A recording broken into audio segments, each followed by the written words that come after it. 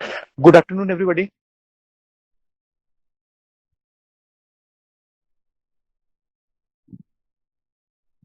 Good afternoon sir. हाँ, good afternoon.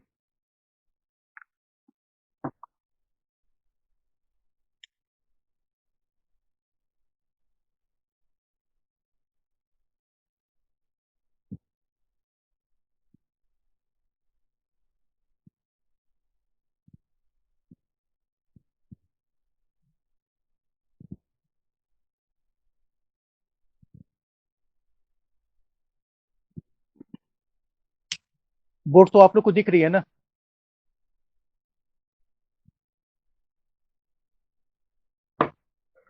Sir दिख रही है पर आप जो लिखे वो नहीं दिख रहा है। थोड़ा ऊपर चाहिए कैमरा को। एक मिनट, अब बताइएगा। नहीं सर अभी भी नहीं आ रहा है। कैमरा ऊपर लीजिए सर थोड़ा। हाँ अब सर आ गया। यहाँ से क्या दिख सर रहा है? फिर गया? Okay okay, replacement. ठीक है। हाँ सर फिर कट गया। अच्छा, एक मिनट। अब रिप्लेसमेंट सिर्फ दिख रहा है सर। अभी भी यस सर। अब दिख रहा है ना? रिप्लेसमेंट सिर्फ आ रहा है। ऊपर जो लिखे ऊपर भी कुछ लिखे है ना? रिप्लेसमेंट के ऊपर कुछ लिखे है ना? रिप्लेसमेंट वो नहीं दिख रहा है। ये लाइट लाइट रिफ्लेक्ट हो रहा है। हाँ ठीक है सर। हाँ, तो चलिए। ये फर्स्ट क्लास है और फर्स्ट क्लास हम सर्जरी से ले रहे हैं। सर्जरी में आपका टॉपिक्स है joint reconstructions and replacement. Replacement means की ज्वाइंट रिप्लेसमेंट। इसी टॉपिक पर आज हम लोग बात करेंगे। Joint reconstruction and replacement.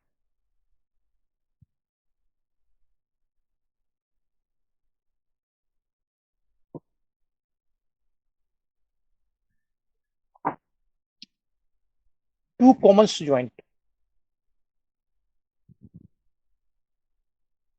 एक हिप एंड दूसरा नी।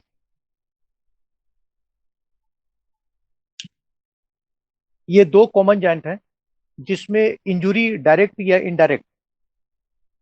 डायरेक्ट का मतलब है कि ट्रॉमेटिक इंजुरी, और इनडायरेक्ट का मतलब है कि डीजेनरेशन, एजिंग फैक्टर की वजह से या और भी मेटाबॉलिक डिसऑर्डर से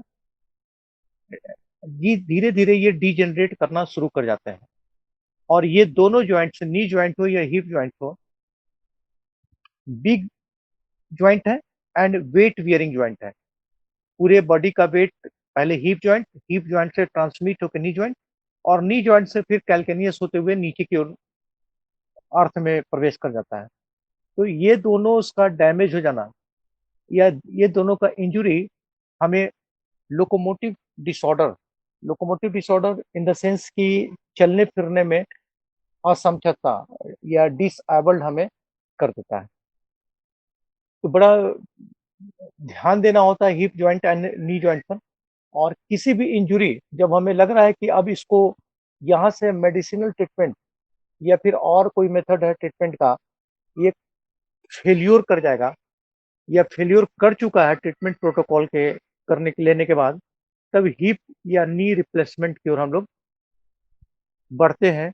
और इसी को हम लोग रिकंस्ट्रक्शन के नाम से जानते हैं। रिकंस्ट्रक्शन में फिर से उसको बनाया जा रहा है। तो थोड़ा सा पहले दोनों का स्ट्रक्चर समझ लेते हैं, फिर आगे सर्जरी पे आ जाएंगे।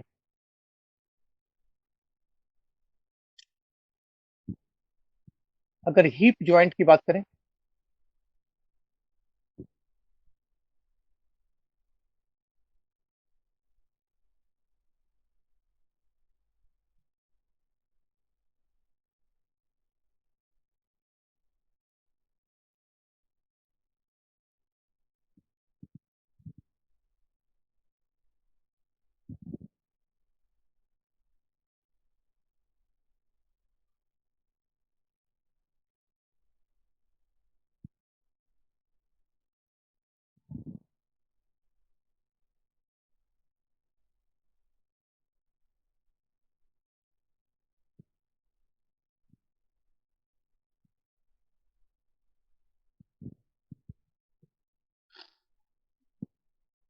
ये हिप जॉइंट को हम यहाँ ड्रॉ कर रहे हैं।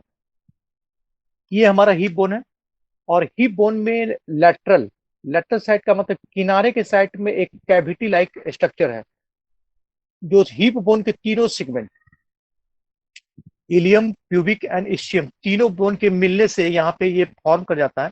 एकदम कप शेपेड है, ये एकदम गड्ढा है, लेकिन ये सैलो है। सैलो का मतलब कि काफी छोटा स्पेस है ये, और बिल्कुल स्मूथ और कॉन्केव स्ट्रक्चर है। ठीक है, ये पूरे सरफेस एरिया को कवर करके रखता है। हाईलाइन कार्टिलेज, जो आर्टिकुलर कार्टिलेज है, ये पूरे स्ट्रक्चर को कवर करके रखा हुआ। ये एक सेगमेंट हुआ बुनी। सेकेंड सेगमेंट की बात करें तो फीमर का अपर एंड, फीमर का ये अपर, यहां से हम अपर एंड को ही सिर्फ बना रहे हैं, क्योंकि एनाटॉमी में आप लोग ये सब पहले पढ़ चुके होंगे। तो अपर एंड में जो हमारे स्ट्रक्चर हमारे सामने आ रहे हैं, ये लेसर ट्रोकेंटर, ये ग्रेटर ट्रोकेंटर, और फीमोरल नेक, ये हमारा फीमोरल नेक है।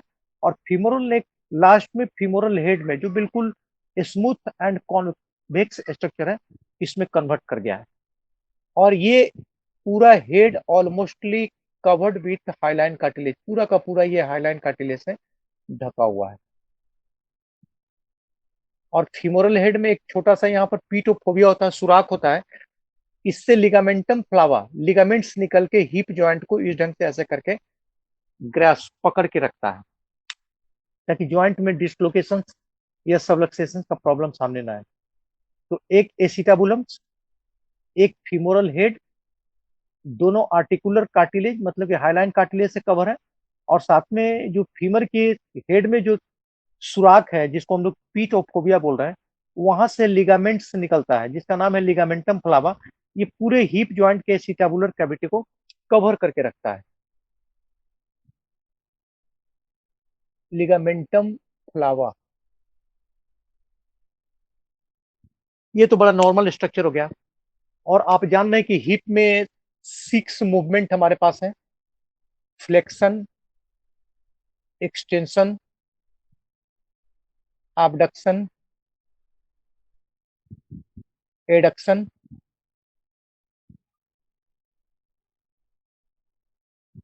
इंटरनल रोटेशंस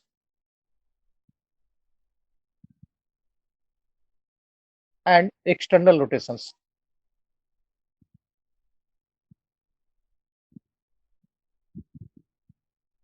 और सबों का कंबाइंड एक्शन, अगर सबों का एक साथ करवाएंगे तो सरकमडक्शन।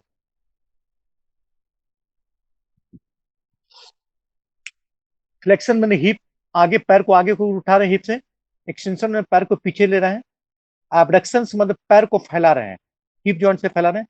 एडक्शन में पैर को सटा रहे हैं। इंटरनल रोटेशन मैंने हिप जॉइंट से पैर को हम ऐसे मोड़ रहे हैं अंदर की ओर। एक्सटर्नल रोटेशन में हिप जॉइंट को हम बाहर की ओर लिटिल फिंगर की तरफ मोड़ रहे हैं। और सरकमडक्शन के पूरे हिप को चारों तरफ हम घुमा रहे हैं। तो ये सरकमडक्शन मूवमेंट में नहीं आता, इसका कंबाइंड एक्शन है। तो सुबह से लेकर रात तक ये सब मूवमेंट किसी न किसी रूप में हम परफॉर्म कर रहे हैं। अब ये परफॉर्म कर रहे हैं, धीरे धीरे ये कार्टिलेज इस समय के साथ degenerate, ageing factors, synovial fluid का सिक्रेशन, कई ऐसे फैक्टर हैं, धीरे धीरे इसको डीजेनरेट करने लगेंगे। बियर एंड टियर, फिर इसके कार्टिलेज भी बियर एंड टियर। तो ये सब जब टूटने फूटने लगेगा ना, तो यहाँ पे नया बोन्स, ऑस्टियोफाइट्स का फॉर्मेशन हो जाएगा। और ये ऑस्टियोफाइट्स इसके जो गोलाकार स्ट्रक्चर था ना, इसको डिस्टर्ब करेगा, इसमें अल्ट्रेशन लाएगा, कुछ ऐसा अनइवन सरफेस डेवलप करेगा। अब जो ये मूवमेंट वेरी इजिली कर रहे थे, अब ये मूवमेंट मुश्किल हो जाएगा, क्योंकि सरफेस इस ढंग का कन्वर्ट हो गया बोनी फॉर्मेशन से। मूवमेंट डिफिकल्ट हो जाएगा और पेनफुल हो जाएगा। इवन वेट बियरिंग कंडीशंस, खड़े होते ही दर्द, इस पे वजन पड़ेगा और दर्द होना शुरू हो जाएगा। अब यहां से जो ऑस्टियोफाइट्स न्यू बोन फॉर्मेशन है, इसको रिजॉल्व हम नहीं कर सकते हैं, इसको वापस शरीर नहीं खत्म करेगा। ये बन गया तो बन गया। दूसरा मेथड है कि इसको सर्जरी करके रिमूव कर देते हैं। तो सर्जरी करके रिमूव करेंगे ना, तो फिर से एक बार नया बोन यहाँ पर फिर से ये बन जाएगा। तो जितना बड़ा था ऑस्टियोफाइट्स, उससे बड़ा ऑस्टियोफाइट्स बन जाएगा। इन सब सिचुएशन से सबसे सिंपल ट्रीटमेंट मेथड हमारा सर्जरी का इस पूरे ज्वाइंट को हम रिप्लेस कर दें, आइदर पूरे फीमर को रिप्लेस कर दें नेक के साथ। सेकेंड, ये पूरा का पूरा एसिटाबुलम्स और फीमोरल नेक, फीमोरल हेड, फीमोरल नेक, एक सिर्फ हम फीमर को इसको रिमूव कर रहे हैं, दूसरा एसिटाबुलम्स को लेते हुए फीमोरल नेक को लेते हुए रिमूव कर रहे हैं, और तीसरा ये पूरे पोर्शंस को हटा दे रहे हैं, यहां कुछ रखते ही नहीं है। ये एसिटाबुलम जैसे था पहले रह जाएगा, लेकिन नेक तक के पोर्शंस को काट के हम हटा दिए, इसको हम हटा दिए। अब जब हट गया तब तो ये सरफेस इससे टक्कर खाएगा ही नहीं, तो मूवमेंट भी हो पाएगा और पेन फ्री रहेगा। तो ये जो मेथड हमारा रिकंस्ट्रक्शन का, कि ज्वाइंट को हम फिर से वापस बनाने की कोशिश कर रहे हैं, तो ज्वाइंट को हम दो डिफरेंट तरीके से रिकंस्ट्रक्ट कर सकते हैं। एक आर्थ्रोप्लास्टी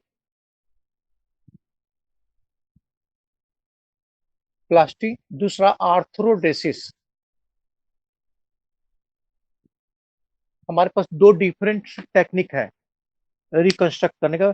रिकंस्ट्रक्ट माने फिर से वापस बनाने का, एक आर्थोप्लास्टी एंड दूसरा आर्थ्रोडेसिस। लेकिन आज जिस टॉपिक पर हम बात करेंगे ये हमारा आर्थ्रोप्लास्टी हुआ, इसी पर हम बात करेंगे। आर्थ्रोडेसिस हमारा नेक्स्ट टॉपिक होगा।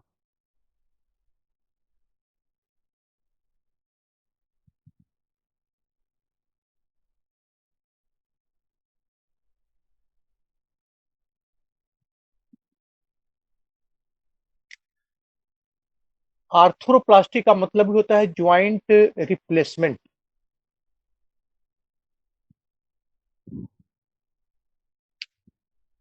हेलो, हाँ बोलिए।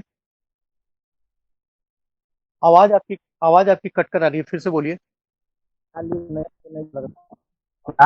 लिख रहे हैं, हम लोग को दिख भी नहीं रहा है साथ में। नहीं दिखता है? सर लोग ट्राई करते हैं। अभी भी नहीं दिख रहा है।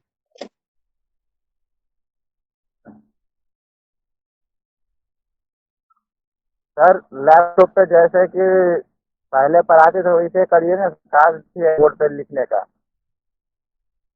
पहले पढ़ा दे फिर लिख लेंगे। सो नहीं हेलो, सर, जैसे लैपटॉप पढ़ाते थे ना, हाँ हाँ। सर वही करिए ना। बोर्ड आपको डिस्प्ले पे खुद अपने आप को एक मिनट, बोर्ड आपको दिखाई नहीं दे रही है?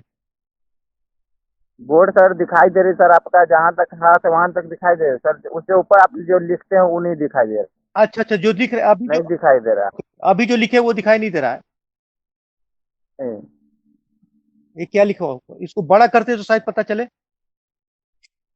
सर, कुछ हम लोग को पता ही नहीं लग रहा है कहाँ लिखा है, क्या लिखा है, लिख ले है कि नहीं लिखा है।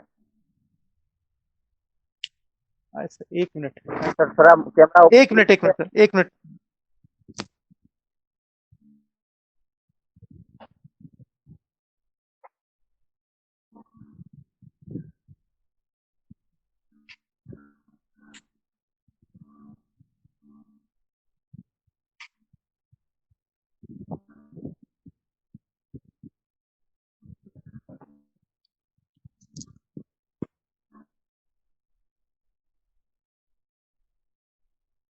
कुछ भी नहीं दिख रहा अभी भी?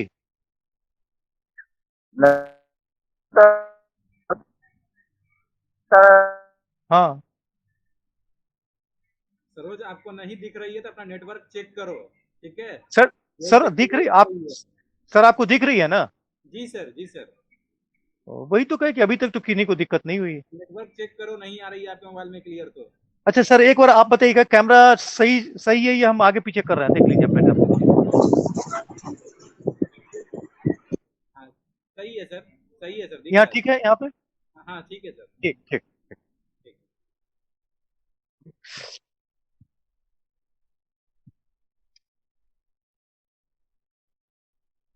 Joint replacement, arthroplasty joint replacement का मेडिकल नेम है।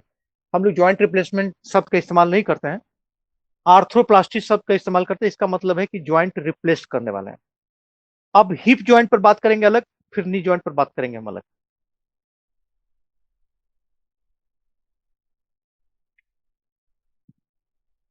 इसको हम लोग हिप आर्थ्रोप्लास्टी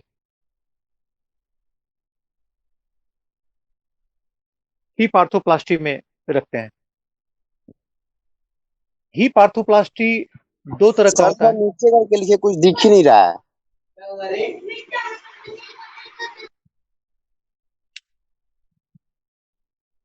अब क्या करें, बोलिए। कहाँ पे नहीं दिख रहा है विक्रांत आपको? कुछ स्क्रीन पे दिख ही नहीं रहा है, वो तो सिर्फ सर का हैंड आ रहा है, सर जो लिख रहे हैं नहीं दिख रहा है? कुछ नहीं दिख रहा है सर। अच्छा, और किन्हीं स्टूडेंट्स से सर बात कीजिए, देखिए तो उन्हें उन्हें भी ट्रबल है क्या। विशाल, किसी और सर स्टूडेंट सर पूछिए ना, उनको भी। सर थोड़ा हाँ, बोलिए। सर जो लिख रहे हैं ना, वो हाँ, ऊपर मतलब ऊपर कट जा रहा है, ऊपर नीचे जो मतलब बीच से आप लिखिएगा ना सर तो क्लियर आएगा। ऊपर जो लिख रहे हैं ना, ऊपर से नहीं आ पा रहा है क्लियर। नीचे यहाँ से लिखे, हाँ वहाँ, यहाँ से हाँ लिखे। जहाँ से आप जहाँ, हाँ हाँ हाँ सर सर वहाँ से बीच लिखा में एक देखिए ब्लैक टाइप का, वहां से लिखे दिखेगा। ठीक, इसके इसके और नीचे है। से सर ना। एक बस और मिनट, नीचे। अब हाँ सर अब ठीक दिखेगा। है सर, ठीक है, ओके, इसके नीचे ही हम लिखेंगे। ठीक है सर।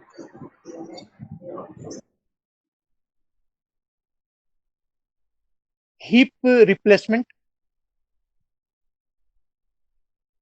या हिप आर्थोप्लास्टी पर हम अभी बात करेंगे। तो हिप आर्थोप्लास्टी दो डिफरेंट तरीके से होता है। हिप आर्थ्रोप्लास्टी की बात करें तो इसमें दो डिफरेंट टेक्निक्स हम लोग यूज करते हैं। पहला replacement arthroplasty,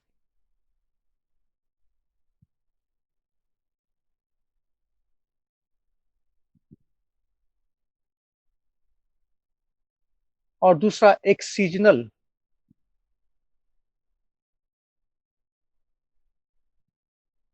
arthroplasty. Two difference operation surgery का हमारे पास मेथड होता है हिप रिप्लेसमेंट में। First replacement arthroplasty, second excisional arthroplasty. अब रिप्लेसमेंट आर्थोप्लास्टी पर बात करते हैं।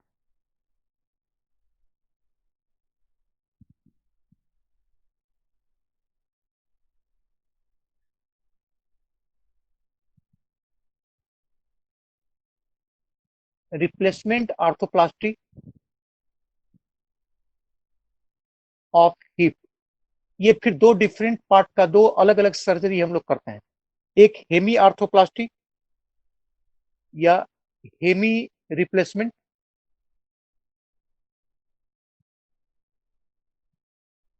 ऑफ हिप, रिप्लेसमेंट को आर्थोप्लास्टी लिख सकते हैं। और दूसरा टोटल हिप रिप्लेसमेंट या total hip arthroplasty.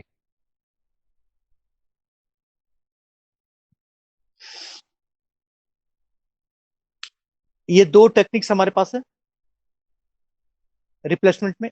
First hemi replacement of hip या हेमी आर्थोप्लास्टी, दूसरा टोटल हिप रिप्लेसमेंट और टोटल हिप आर्थोप्लास्टी। अब ये दोनों को अलग अलग डायग्राम से हमें आपके सामने रिप्रेजेंट कर देते हैं।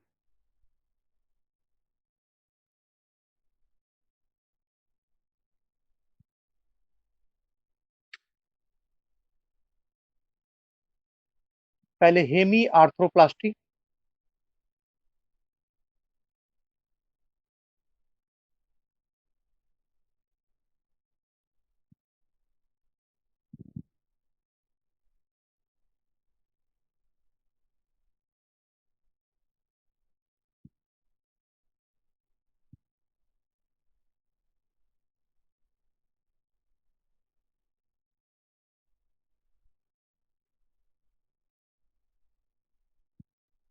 हेमी पर बात कर रहे हैं।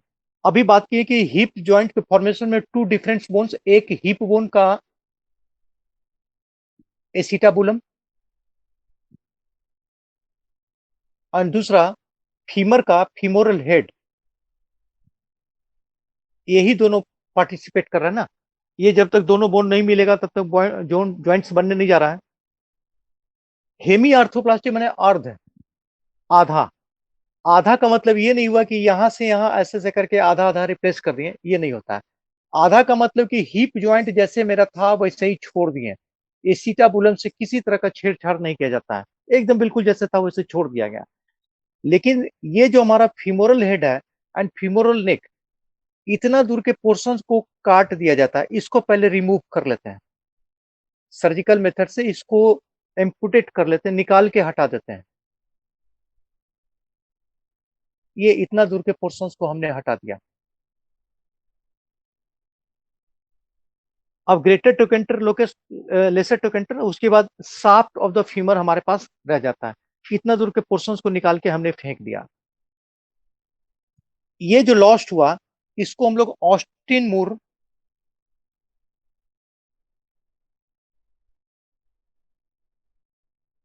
प्रोस्थेसिस और थॉमस स्प्लिंट,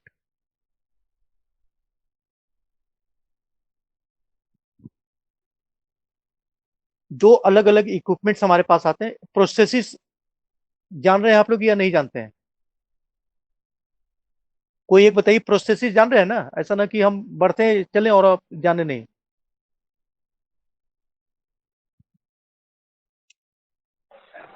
सर बताइएगा प्रोसेस के बारे में।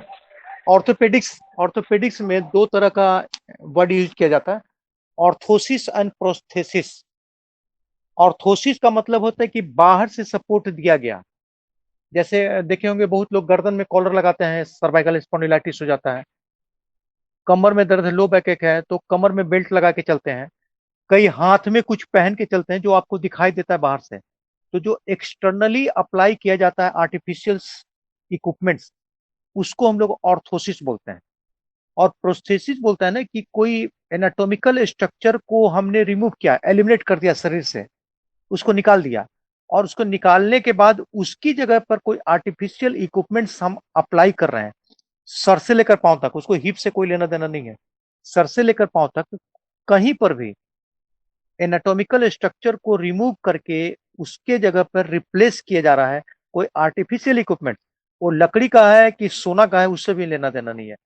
तो उस जो अप्लाइड इक्विपमेंट्स है उसको हम लोग प्रोस्थेसिस के नाम से जानते हैं।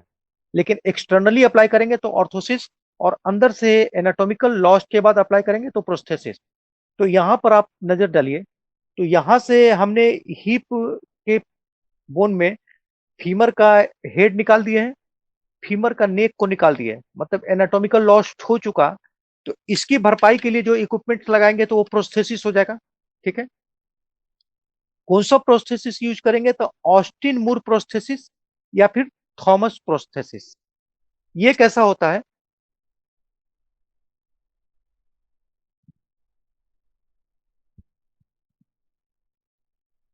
ये टाइटेनियम, ज्यादातर टाइटेनियम या स्टील का बना हुआ है।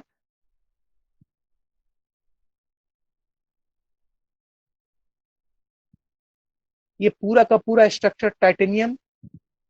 टाइटेनियम थोड़ा महंगा आता है, एक करीब करीब 40 से 60 हजार के बीच में इसका कीमत है। और अगर स्टील का लेते हैं तो कम कीमत है, 12 से 15 हजार के आसपास इसका कीमत है। ये बिल्कुल जैसा रिमूव किए ऑलमोस्टली ये ऐसा ही है।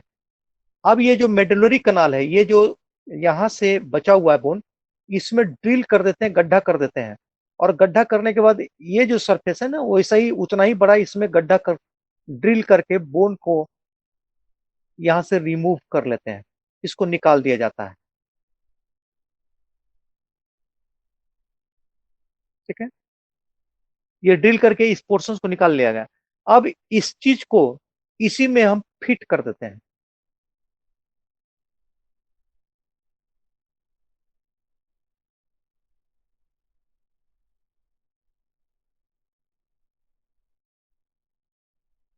ये आर्टिफिशियल है, एज मच एज पॉसिबल। जैसा गॉड का बनाया हुआ वैसा तो असंभव है, कभी नहीं आ सकता है। लेकिन एज मच एज पॉसिबल, जैसे लॉस्ट हुआ फिमोरल हेड एंड फिमोरल नेक, ये टाइटेनियम या स्टील का बिल्कुल वैसा ही यहाँ पर अप्लाइड कर देते हैं। और इसको दो तरीके से या तो इसमें बोन सीमेंट भर देते हैं, जहां ऑस्टिन मूर प्रोस्थेसिस को हम इम्प्लांट किए हैं उस जगह पे बोन सीमेंट,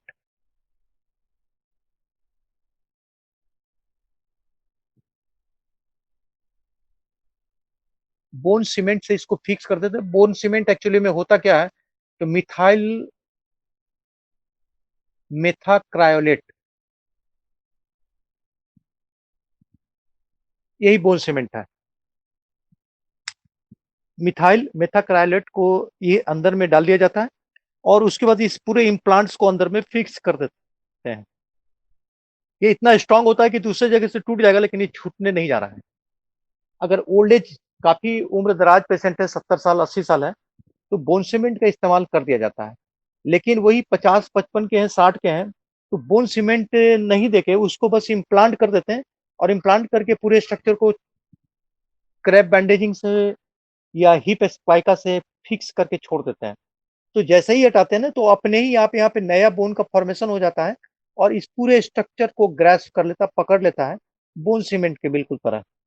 तो देखना होगा कि पेशेंट का एज क्या है, उसके आधार पर या तो बोन सीमेंट यूज करेंगे या फिर बोन सीमेंट यूज नहीं करेंगे। लेकिन एसिटाबुलम जैसे था वैसे ही छोड़ दिया, इसके साथ कोई भी छेड़छाड़ नहीं किया गया। तो चेंज तो हमने आधा ही किया ना, सिर्फ इसी पोर्शन को चेंज किया, इस पोर्शन को छोड़ दिया। तो इसी को हम लोग हेमी रिप्लेसमेंट या हेमी आर्थोप्लास्टी ऑफ हिप्स के नाम से जानते हैं। इसको मिटा रहे हैं।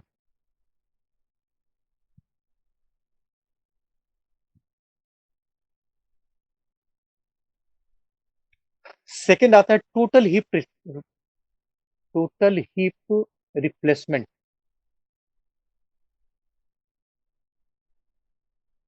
इसको शॉर्ट में प्रिस्क्रिप्शन पर THR लिखा जाता है। तो अब THR पर हम लोग बात कर रहे हैं। फिर से एक बार ज्वाइंट,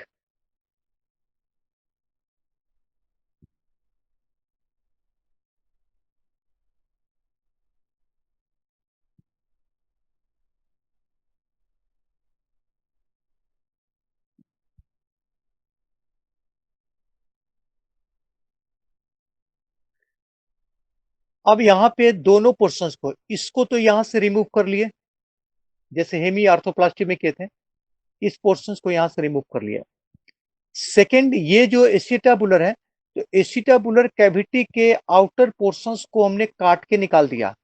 इसकी जरूरत क्यों पड़ गई, तो हो सकता है कि ऑस्टियोफाइट्स नया बोन इस ढंग से इसमें भी बना हुआ है, तो इसको अगर चेंज कर देते हैं आर्टिफिशियल, इसको छोड़ देंगे, तो फिर ये चुभेगा, फिर पेन करेगा पेशेंट को और ऑब्स्ट्रक्शंस करेगा, मैकेनिकल ऑब्स्ट्रक्शन ड्यूरिंग मूवमेंट।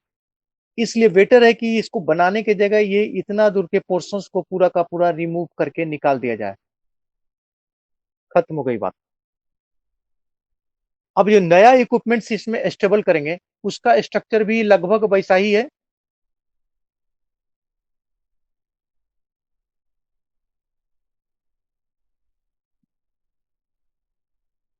लेकिन इसके साथ ये वायर से, टाइटेनियम वायर से जुड़ा हुआ है, इस ढंग से कप लाइक स्ट्रक्चर भी बना हुआ है। ये ऐसा करके बना हुआ है, ये स्ट्रक्चर कंप्लीट है। और ये दोनों, ये सरफेस और ये सरफेस आपस में वायर से ये बंधा होता है, जैसे लिगामेंटम फ्लावा बांध के रखता था वैसे ही ये दोनों आपस में अटैच है। ये कंप्लीट स्ट्रक्चर है। अब इसको यहाँ स्टेबल कर देते हैं, फिर से ड्रिल करेंगे। ड्रिल करने के बाद इसको इम्प्लांट कर देंगे अंदर में।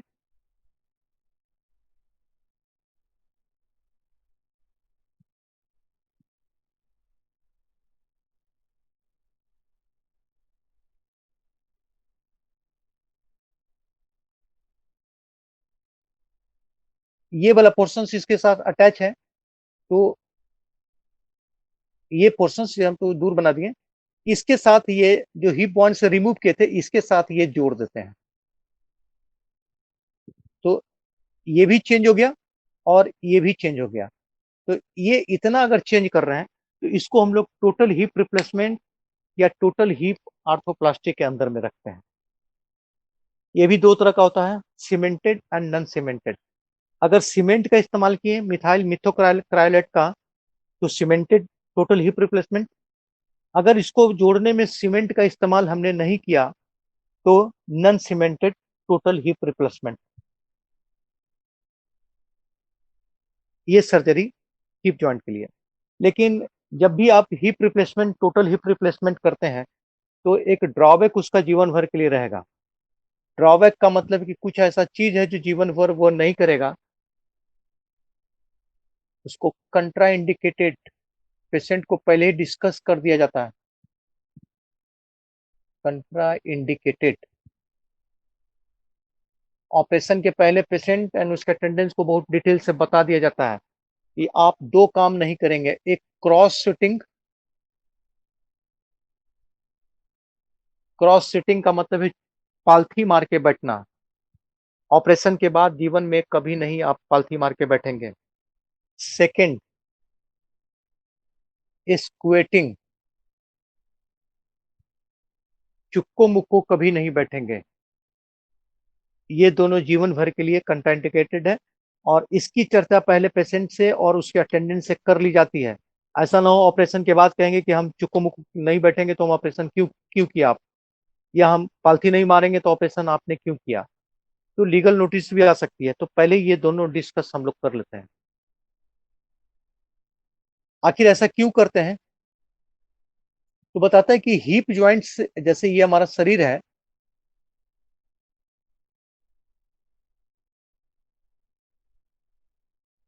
ये बॉडी सरफेस है, तो हिप जॉइंट से 135 ये इसको हम लोग और मोड़ सकते हैं और ये 135 डिग्री तक मुड़ सकता है।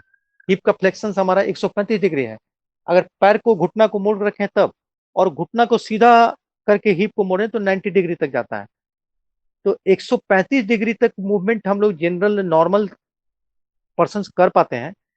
लेकिन जब ऑपरेशन से टोटल हिप रिप्लेसमेंट कर देते हैं तो इसको मैक्सिमम 90 डिग्री तक ही अलाउड है, 90 डिग्री से ज्यादा आप नहीं मोड़ सकते हैं। तो ये जो एंगुलेशन सभी है ये 90 डिग्री है और चुक्को मुक्को बैठने के लिए आपको 135 डिग्री, ये इसमें सटेगा तब 135 डिग्री कंप्लीट होगा। तो 135 डिग्री अलाउ ही नहीं है, 90 के आगे जा ही नहीं सकता है। और यही क्रॉस सिटिंग के लिए भी 135 डिग्री हमको इसको मोड़ना होगा और एबडक्शन करना होगा। जबकि 90 से आगे अगर जैसे ही करेंगे तो मैक्सिमम चांसेस है कि वो जो बनाए हैं आर्टिफिशियली वो टूट जाएगा, उसका वायर टूट जाएगा, एसिटाबुलर कैविटी से टूट जाएगा या नेक के पास से फिर से टूट जाएगा, तो फिर टोटल सर्जिकल मेथड फेल्योर कर जाएगा। इसका ड्रॉबैक पॉइंट है। जबकि हेमी आर्थोप्लास्टी में आप 3 महीना के बाद आफ्टर 3 मंथ्स मूवमेंट अलाउ कर देते हैं और 6 महीना होते होते क्रॉस सिटिंग करना शुरू कर देते हैं और पेशेंट को अगर कोई और कॉम्प्लिकेशंस नहीं है, कोई तकलीफ नहीं होती है, तो स्क्वेटिंग भी धीरे धीरे अलाउ कर देते हैं। लेकिन टोटली रिप्लेसमेंट में ये कभी नहीं, नेवर।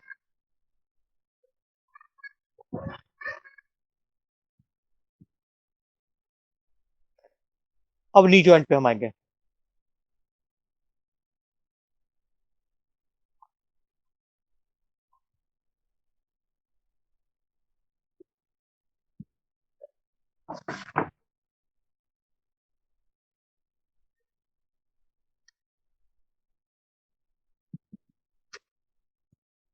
तो एक सीजनल तो छुटा हुआ ना, एक सीजनल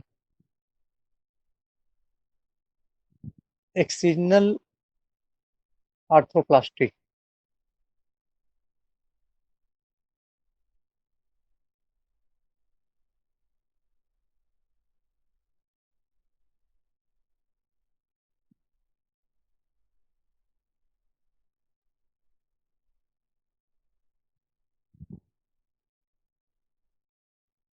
एक सीजनल आर्थोप्लास्टी काफी एडवांसेज में 80 साल, 90 साल, 85 साल उम्र हो गया है। उसमें हिप रिप्लेसमेंट का जो सर्जिकल टाइम्स है करीब करीब 1.5 से 3 घंटा लग जाता है ऑपरेशन में, और एनेस्थीसिया, डीप एनेस्थीसिया देना होता है, जनरल एनेस्थीसिया में करते हैं। तो इतना टोलेंस करने की कैपेसिटी नहीं है, वो डेथ कर जाएंगे। और 80-90 अगर क्रॉस कर जाते हैं तो मान के चलते कि वो अपनी उम्र को जी चुके हैं। अब जितना लंबा उनकी उम्र है उतना तो जी लेंगे, लेकिन अलग से वो बहुत एक्टिव वर्क में नहीं जाएंगे, कोई बहुत बड़ा काम करने नहीं जा रहे हैं, सिर्फ अपना ADL activity of daily living, toileting, bathroom, brushing, feeding, drinking, ये सब कर लेते तो बहुत है। तो वहां पे ऑपरेशन करके कोई बड़ा रिस्क नहीं लेते हैं, तो एक्सीजनल ऑर्थोप्लास्टी का हम लोग प्रोसीड्योर रखते हैं। एक्सीजनल ऑर्थोप्लास्टी में एट फर्स्ट एक तभी होता है ना, जैसे गिर गए बाथरूम में, गिर गए बाथरूम में, एक एक तरफ से मैंने लेफ्ट साइड से या राइट साइड से गिर गए, तो जैसे ही फोर्स जनरेट करता है तो यहाँ से ये फ्रैक्चर होता है। ज्यादातर ओल्ड एज में इसी जगह से ये फ्रैक्चर हो जाता है। जब ये फ्रैक्चर हो गया तो once again Austin wood prosthesis की ओर बढ़ना होगा, लेकिन ये ऑपरेशन टोलेट नहीं कर सकते हैं। तो बेटर होगा ना कि ये पोर्शंस को पहले तो skeletal traction, skeletal traction, skeletal traction दे के इन दोनों के स्पेस को पहले बढ़ा दिया जाता है, सूजन को कम कर दिया जाता है। जब 3-4 दिनों में इन्फ्लामेशन कमता है, सूजन घटता है, तब लास्ट में ऑपरेशन प्रोसीड्योर में आते हैं और इस पूरे पोर्शन को जो टूटा हुआ इसको जोड़ने, नेलिंग, प्लेटिंग या रिप्लेस करने का, इसको सीधे यहाँ से काट के हटा दिया जाता है और इसको फेंक दिया जाता है। उसको रिमूव किए, एलिमिनेट कर दिए पोर्शन को, रिमूव करके छोड़ दिए, और इसमें यहाँ पे कुछ भी नहीं लगाते हैं। जो नेक और फिमोरल हेड का जो स्पेस खाली रह गया, इसमें हम कुछ भी नहीं लगाते हैं।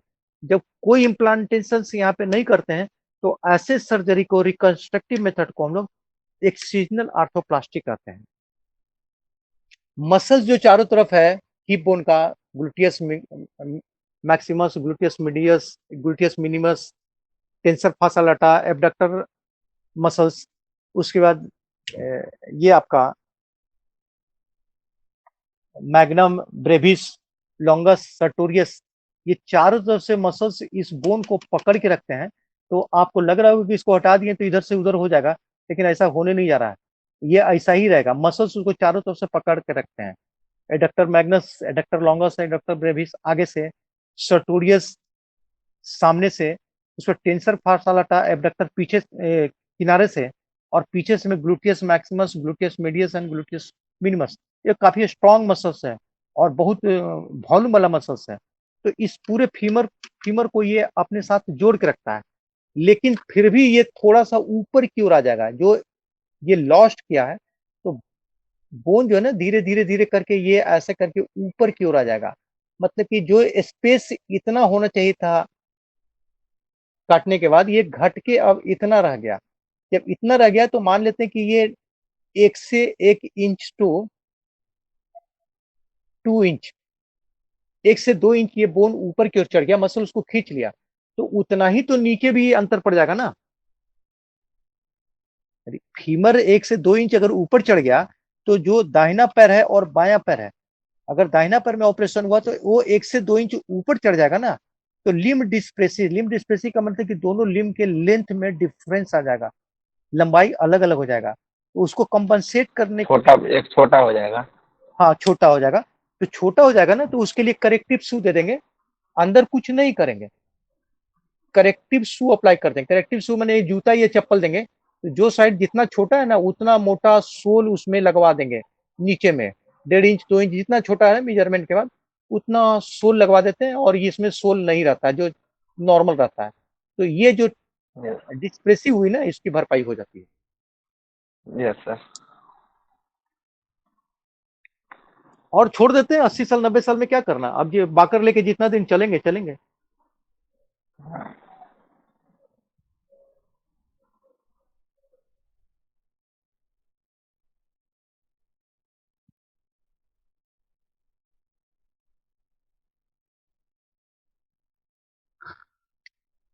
अब नी ज्वाइंट पे आते हैं।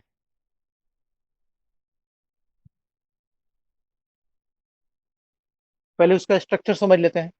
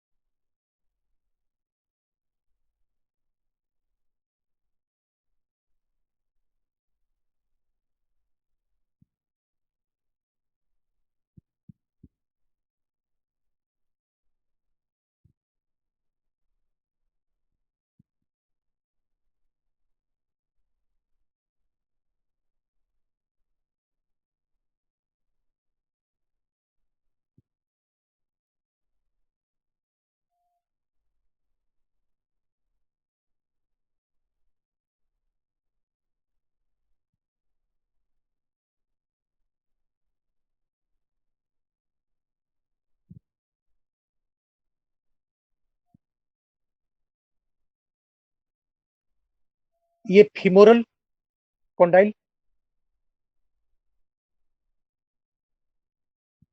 अगर इसको मीडियल मान लेते तो मीडियल कॉन्डाइल, और इसको लैटरल मान देते हैं तो लैटरल कॉन्डाइल फीमर का। उसी तरह से टिबिया का ये लैटरल कॉन्डाइल और टिबिया का ये मीडियल कॉन्डाइल। यहाँ पे जो उभरा हुआ है इंटरट्यूबरकुलर एमिनेंस, ये सब तो एनाटॉमी में पढ़ चुके होंगे आप लोग। और ये कार्टिलेज, दोनों आर्टिकुलर सरफेस, जो बोन्स आपस में दोनों एक दूसरे के सामने आ गया, उसको आर्टिकुलर कार्टिलेज मतलब हाईलाइन कार्टिलेज कवर करके रखा हुआ है। ठीक है, ये चारों तरफ से एनुलर कैप्सूल, एक कैप्सूल से पूरा ज्वाइंट ढका हुआ है। कैप्सूल में बाहर वाला लेयर फाइब्रस लेयर है, बहुत टफ टिश्यू का लेयर है, फाइब्रस कैप्सूल है, और अंदर वाले लेयर साइनोवियल लेयर है, ये साइनोवियल मेम्ब्रेन है। और इसी साइनोवियल मेम्ब्रेन से थोड़ा थोड़ा थोड़ा थोड़ा साइनोवियल फ्लूइड इस ज्वाइंट में आता रहता है, ये भरा हुआ रखता है।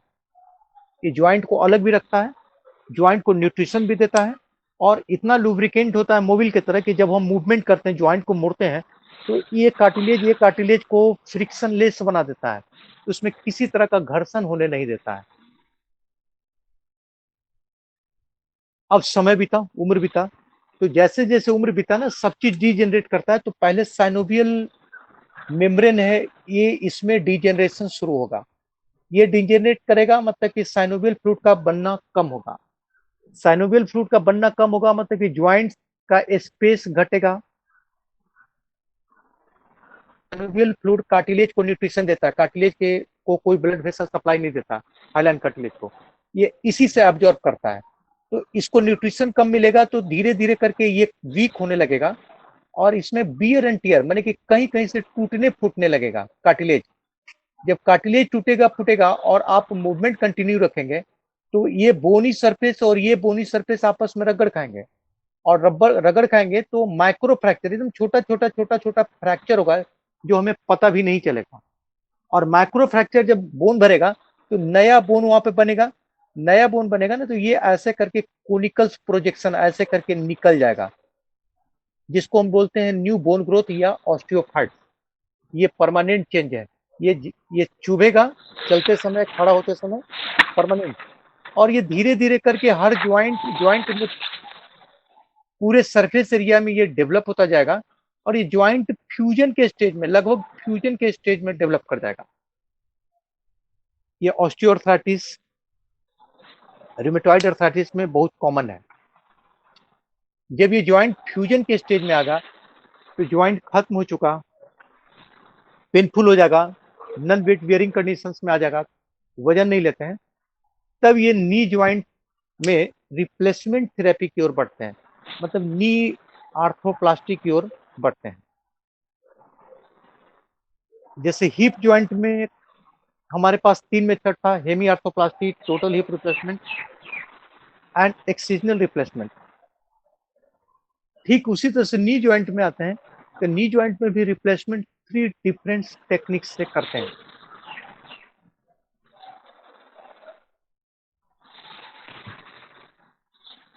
इस जगह पटेला है,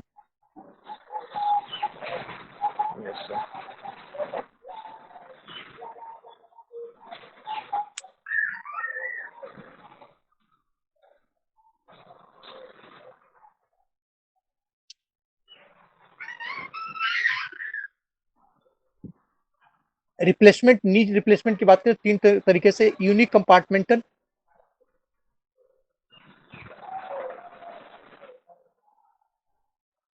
यूनिक कंपार्टमेंटल, दूसरा बाई कंपार्टमेंटल, एंड तीसरा ट्राई कंपार्टमेंटल।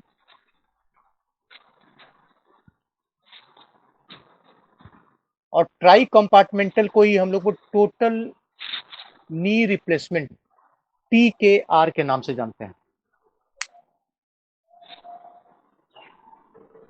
अगर नी जॉइंट में रिप्लेसमेंट की बात करें, आर्थ्रोप्लास्टी की बात करें, 3 डिफरेंट टेक्निक हमारे पास है, unique compartmental replacement, by compartmental replacement, और तीसरा ट्राई कंपार्टमेंटल रिप्लेसमेंट। किन्हीं की माइक्रोफोन से बहुत नॉइज कर रहा है, देख लीजिए आप लोग।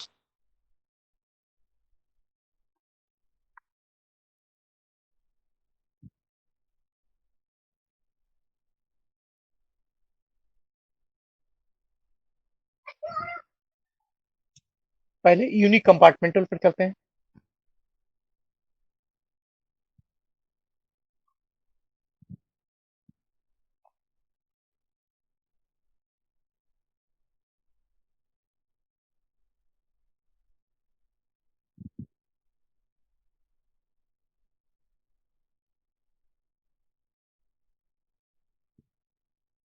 यूनिक कंपार्टमेंट का मतलब होता है कि एक तरह का कंपार्टमेंट। अगर ये मीडियल कॉन्डाइल था फीमर का और ये मीडियल कॉन्डाइल था टिबिया का, सिर्फ इतना ही दूर को रिप्लेस करते हैं। ये इतना दूर के पोर्शंस को रिप्लेस किए, हटा दिए।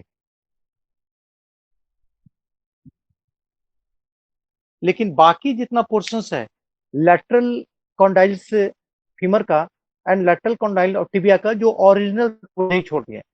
मान के चलते कि मीडियल साइड में डिजेनरेशन हुआ तो मीडियल साइड को रिमूव करेंगे, पूरा जॉइंट को क्यों रिमूव करेंगे? तो इसको रिप्लेस करके इसके जगह आर्टिफिशियल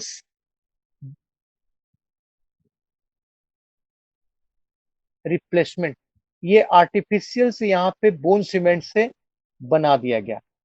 ये रिप्लेसमेंट को हम लोग यूनिक कंपार्टमेंटल आर्थोप्लास्टी या यूनिक कंपार्टमेंटल नी रिप्लेसमेंट के नाम से जानते हैं।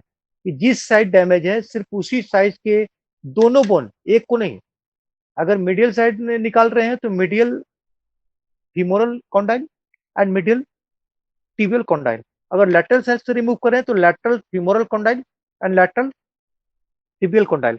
तो एक तरफ का दोनों कॉन्डाइल को रिमूव करते हैं और उसके जगह आर्टिफिशियली अप्लाई कर देते हैं इक्विपमेंट्स सब्स्टिट्यूट। तो इसको हम लोग यूनिक कंपार्टमेंटल आर्थोप्लास्टी के नाम से जानते हैं।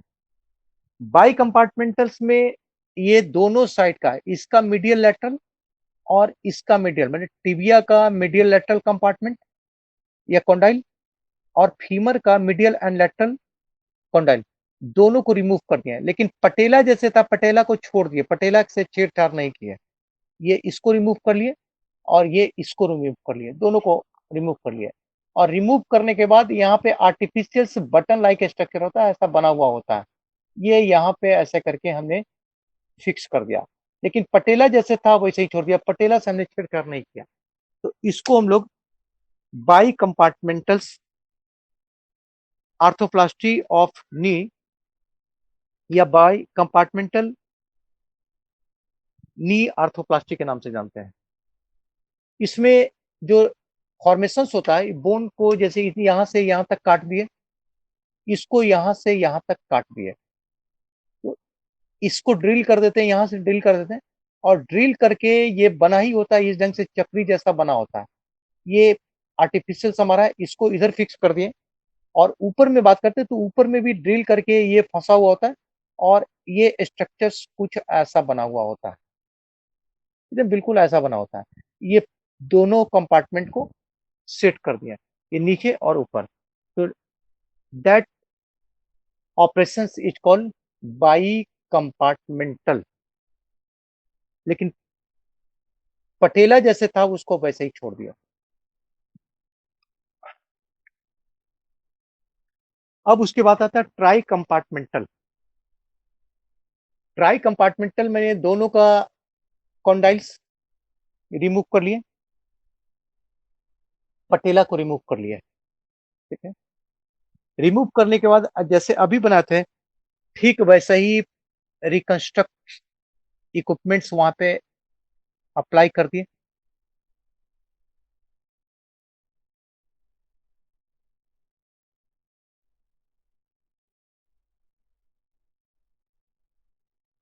ठीक है, पटेला को रिमूव किए और पटेला को रिमूव करके हाई मॉलिक्यूलर वेट पॉलिथीन्स का ये बना ही होता है। हाई मॉलिक्यूलर वेट पॉलिथीन्स का एक बटन्स लाइक स्ट्रक्चर होता है, उसको वहां पे हम फिक्स कर देते हैं, यहाँ पे उसको हम जोड़ देते हैं और क्वाड्रिसेप्स मसल से जो हमारा थाई का मसल्स है, इसको यहीं पर अटैच कर देते हैं। तो तीनों चेंज हो गया। क्या-क्या चेंज हो गया? तो हमारा चेंज हो गया मीडियल कॉन्डाइल्स फीमर और टिबिया दोनों का, लैटरल कॉन्डाइल फीमर और टिबिया दोनों का, और साथ में पटेला। पटेला में हाई मॉलिक्यूलर वेट पॉलीइथाइलिन का बटन वहां पे लगा दिए। तो ये ट्राई कंपार्टमेंटल हो गया।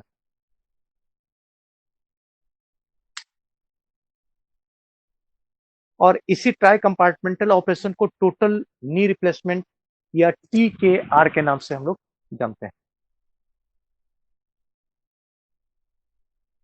अब थोड़ा रेस्ट दीजिए 2-4 मिनट, फिर आगे पढ़ाते हैं। इसको लिखा देते हैं, जितना बताएं उसको लिखा देते हैं। Okay sir.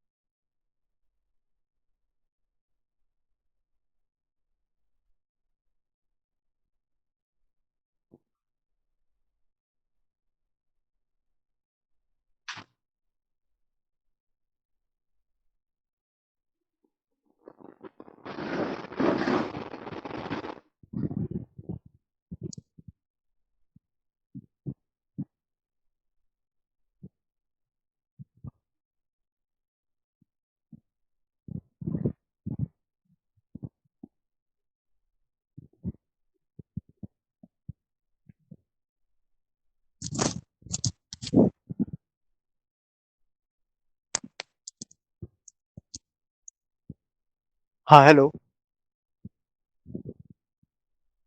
इसको लिखिए, लिखिए। Yes sir.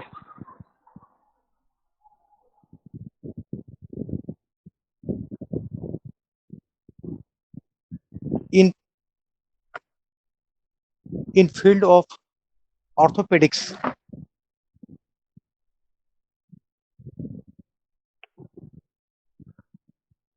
and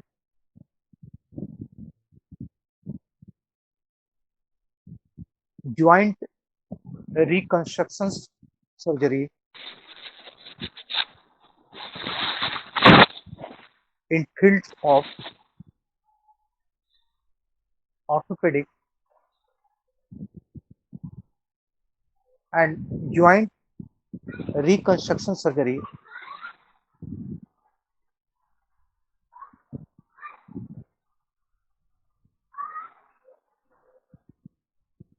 is the one of the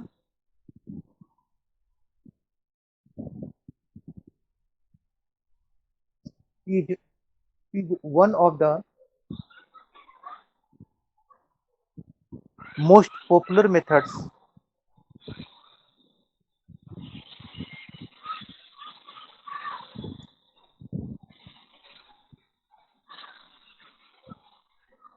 to make the patient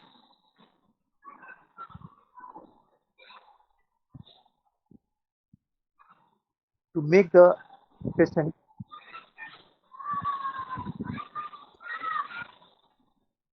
mobile,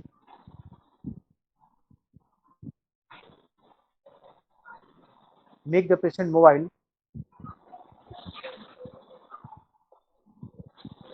and regains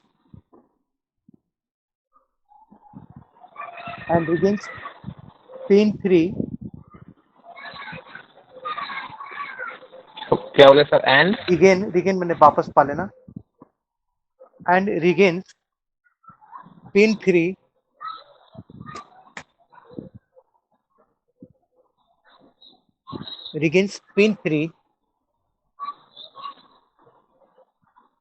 movement of the joints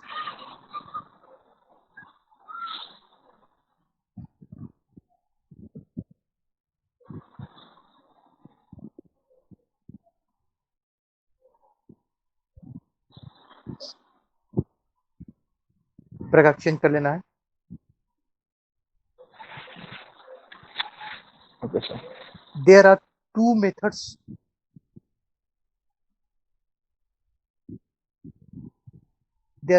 methods of surgery. There are two methods of surgery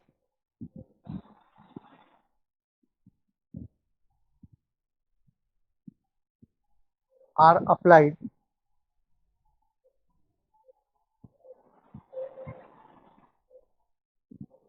for joint reconstructions.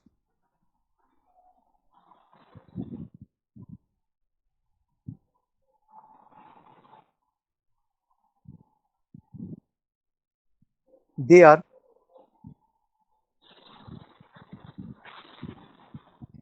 Dash देखिए पहला,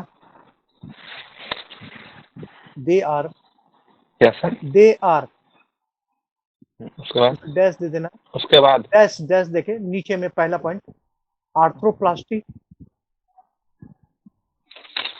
ARTHROPLASTY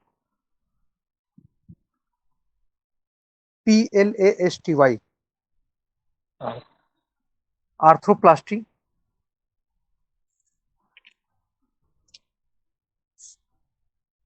दूसरा arthrodesis,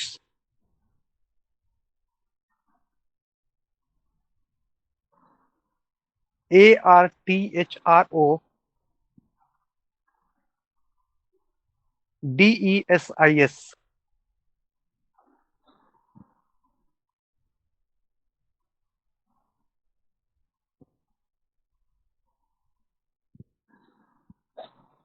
अब arthroplasty heading लेना,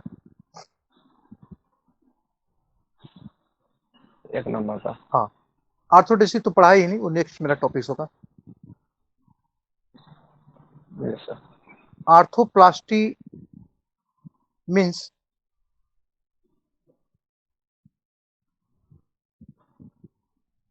joint replacement,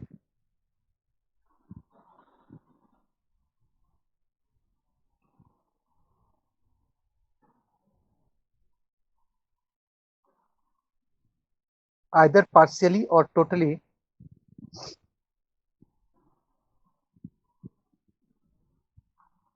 either partially or totally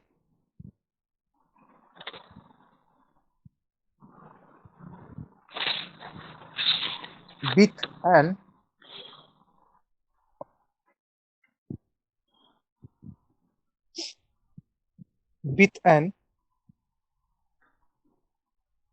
artificial joint.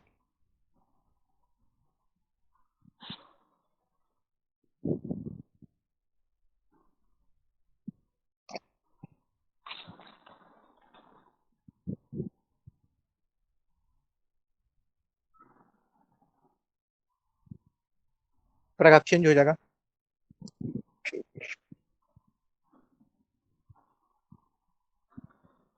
After an arthroplasty,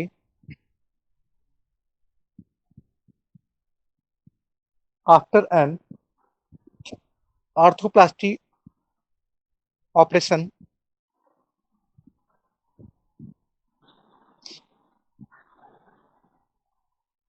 a normal joint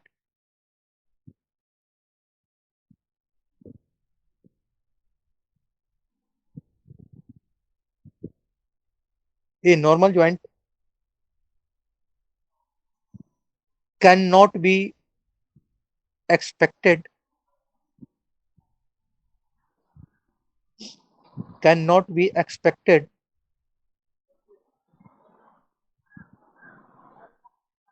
however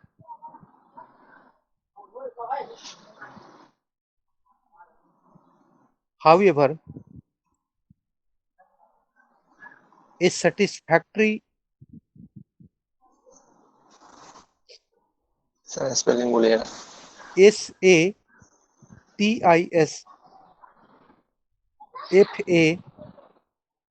SATISFACTORY, however a satisfactory, pain-free, functional joint can be achieved. Pain-free functional joint can be achieved.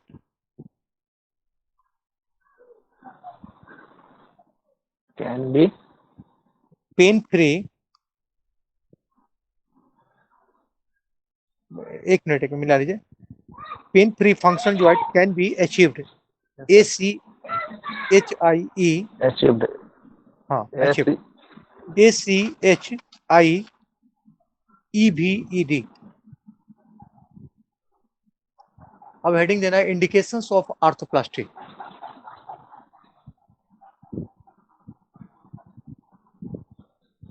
Indication of arthroplasty.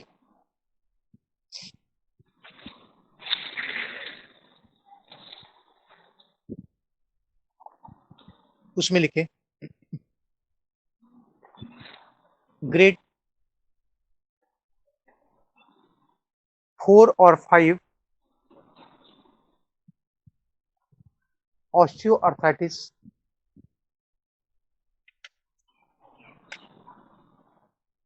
Grade 4 और 5 4 और 5 osteoarthritis,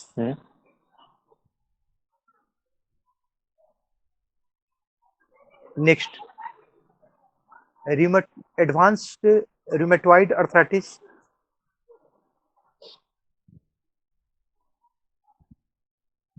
advanced rheumatoid arthritis,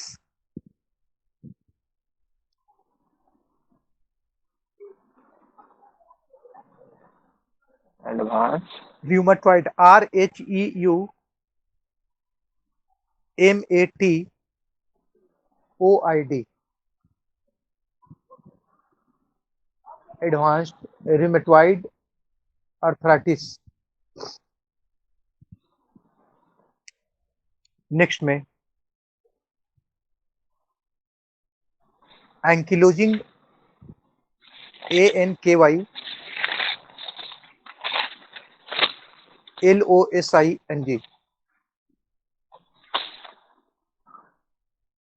ankylosing spondylitis.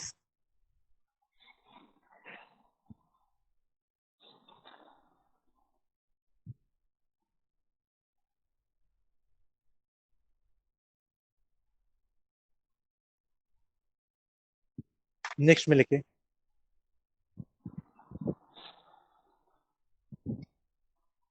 Traumatic injury of the joint, injury of the traumatic injury of the joint,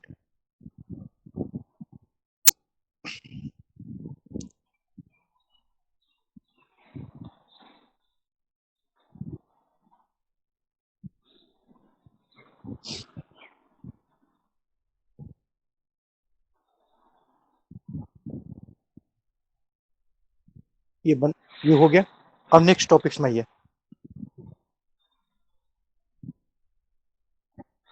arthroplasty, arthroplasty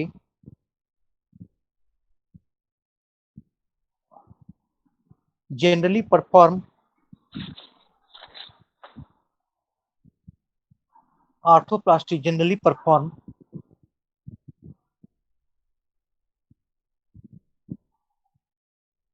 in big weight bearable joints,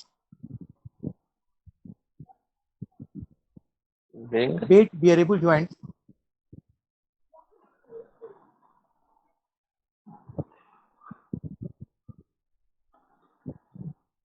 like hip joint,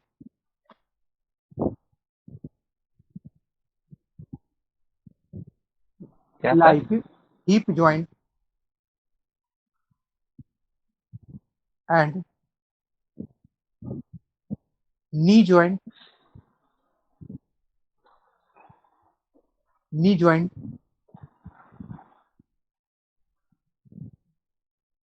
in lower extremity,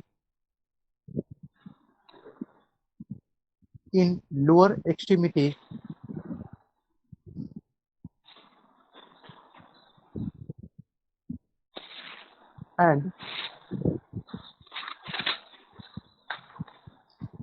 elbow joint,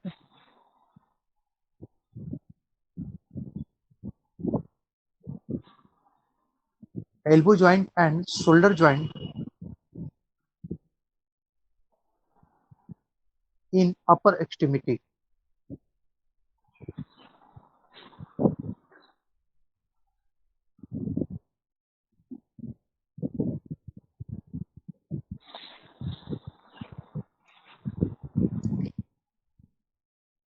अब heading देना arthroplasty of hip, arthroplasty of the hip.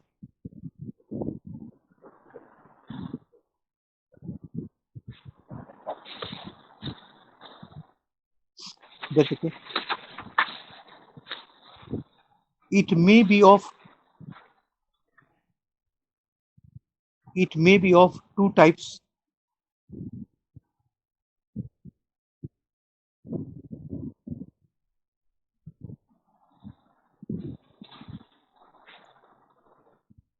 First, replacement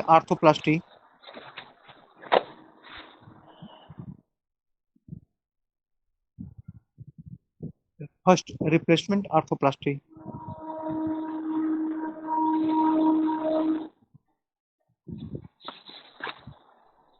That's okay.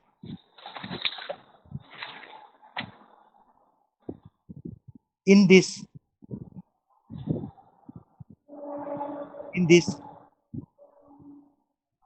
reconstruction of the joint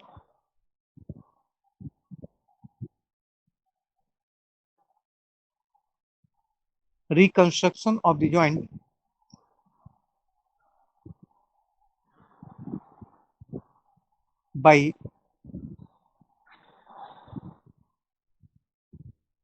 replacing the joint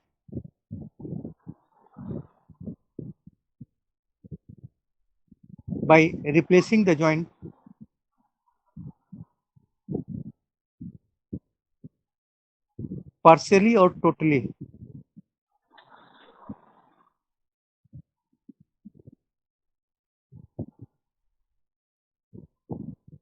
Partially or totally.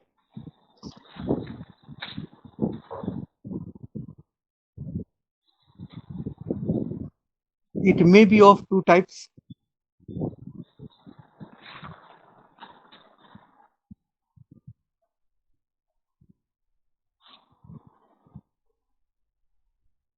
It may be of two types.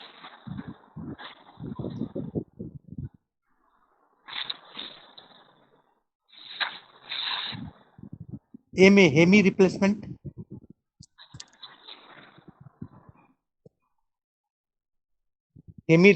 or hemi arthroplasty.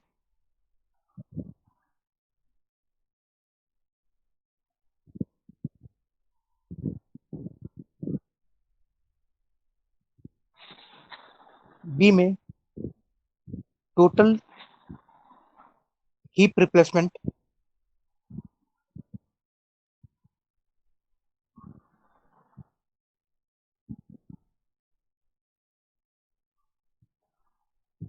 or total hip arthroplasty.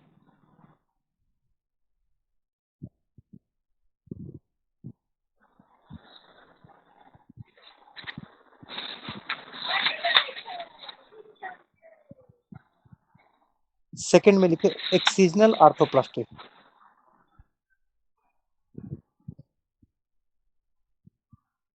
Second में excisional spelling बोलिए. EXCISIONAL,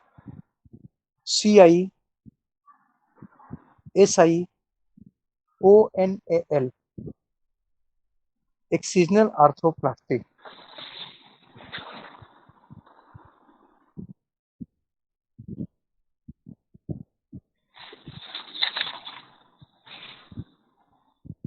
अब Hemy arthroplasty heading दीजिएगा. Hemy. हाँ.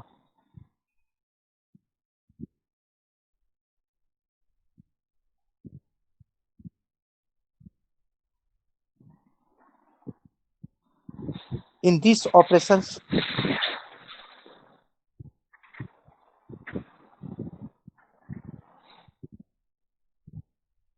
the femoral component of the hip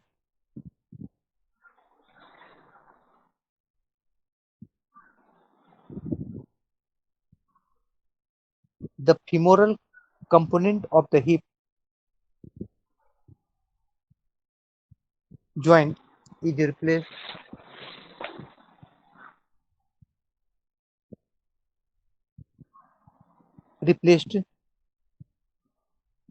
with a metal prosthesis.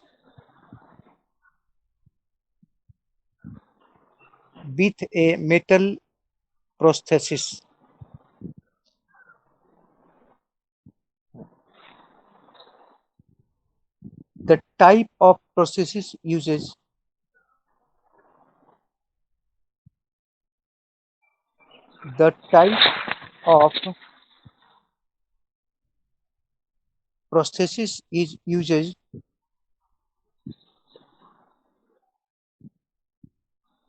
are Austin Moore prosthesis, AUSTIN MOORE, Austin Moore prosthesis, and Thompson prosthesis, THOMSON,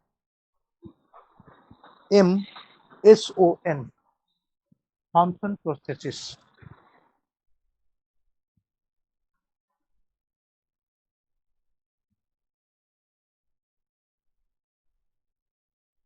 It can be used with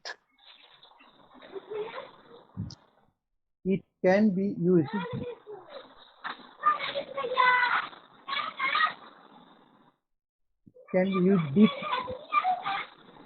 or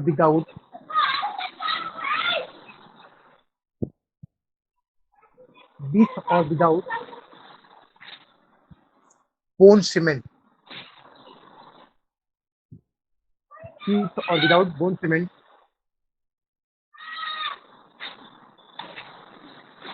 bracket में लिखिएगा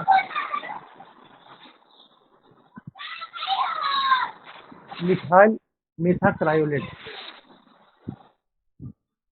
methyl methacrylate METHACRYLACE methyl मेथाक्रायोलेट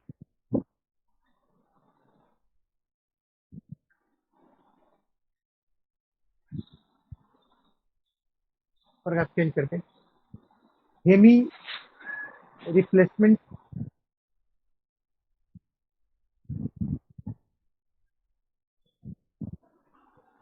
arthroplasty of hip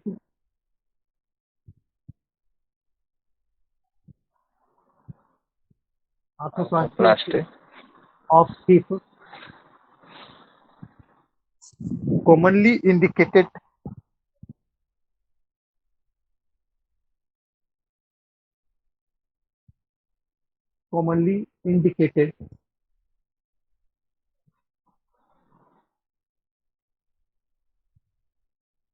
in fracture of the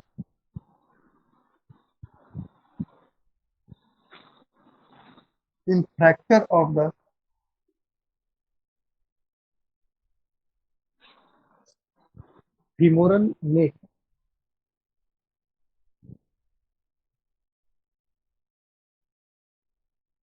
humoral in the elderly patient.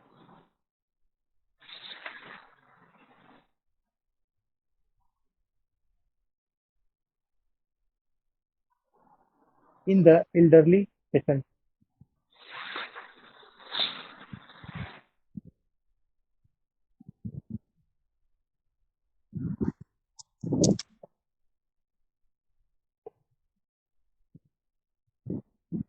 अब heading देना total hip replacement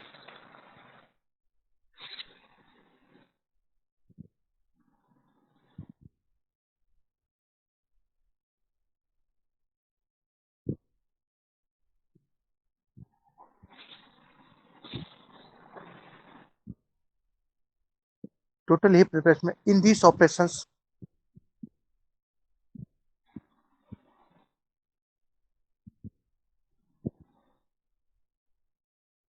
the articular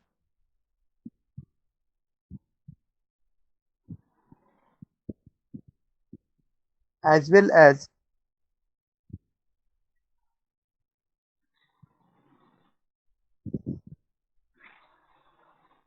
the acetabulum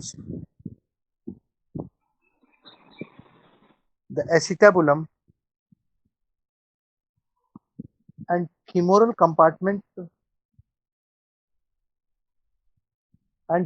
compartment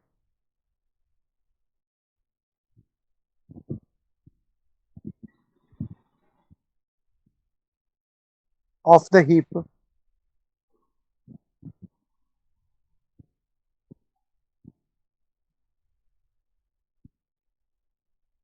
are replaced.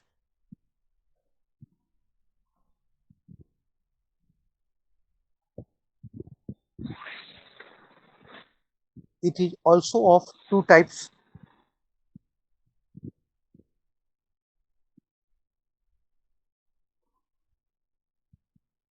It is also of two types. A में cemented hips. A में cemented hips.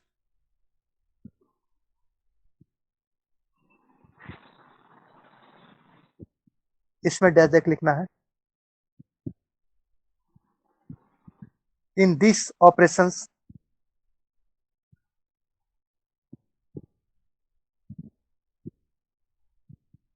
In this operation, the acetabular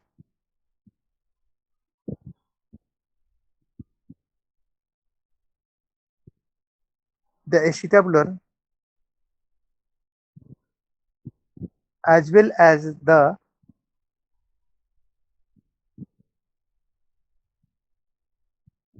femoral components are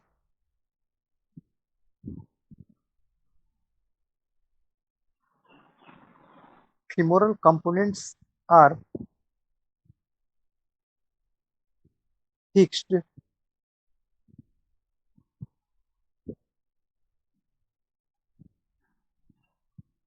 with the help of bone cement.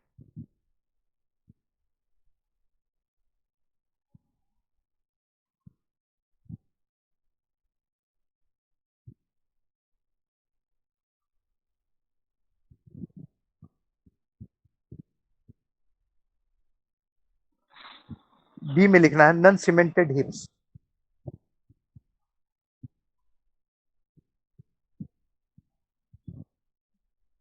Non cemented हिप्स.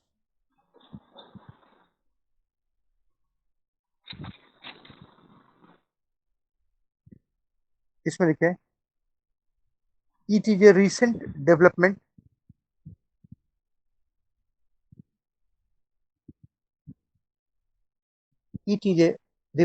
recent development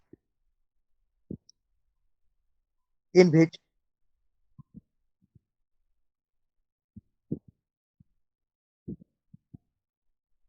bone cement is not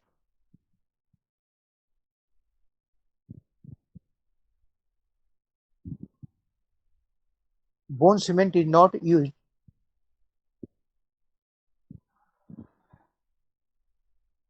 to fix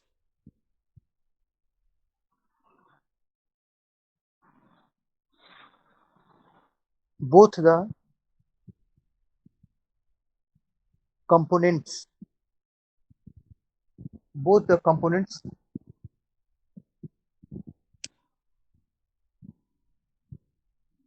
of the hip joint.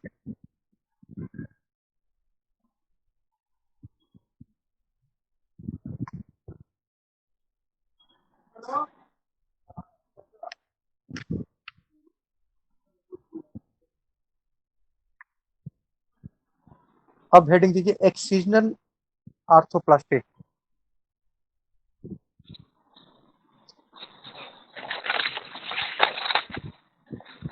Excisional arthroplasty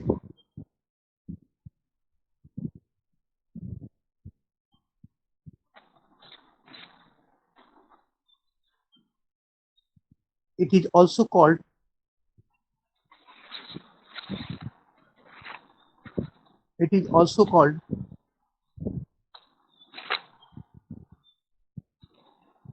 girdle stone arthroplasty.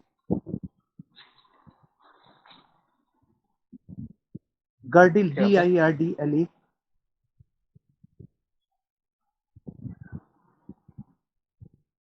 girdle stone arthroplasty.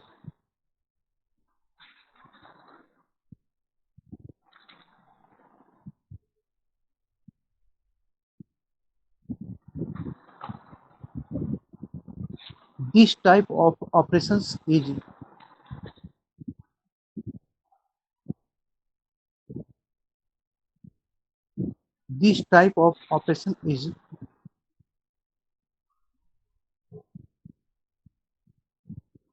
indicated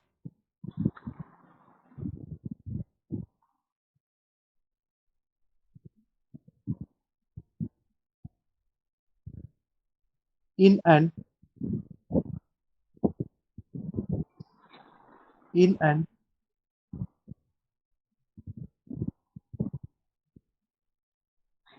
advanced case of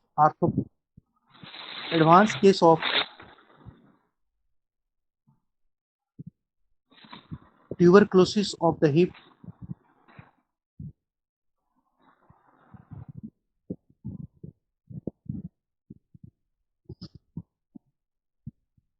where of the hip tuberculosis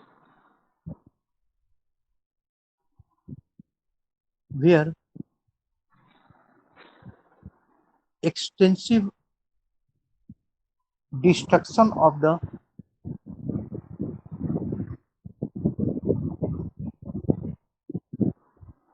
Extensive. DESTRUCTION,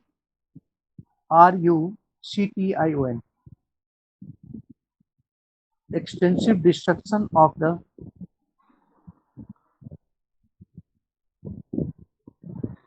femoral hand, femoral head and oblique or acetabulum.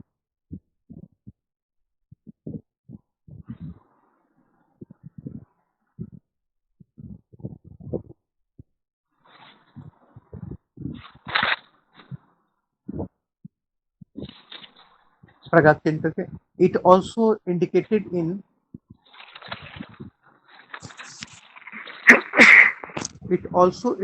in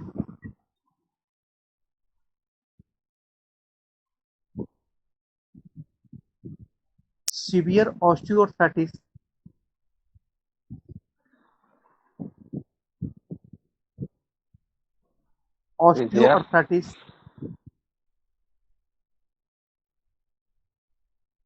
in the elderly patient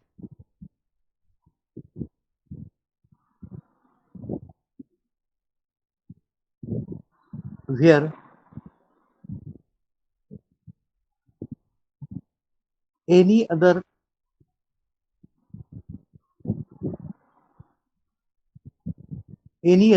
reconstructive procedure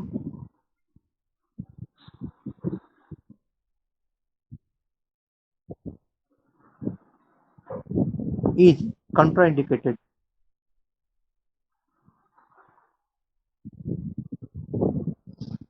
Is contraindicated.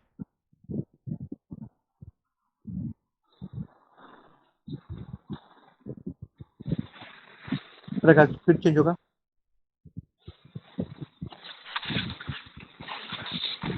Painful ankylosis of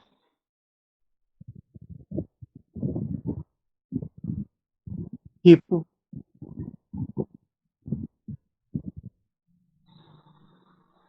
and rarely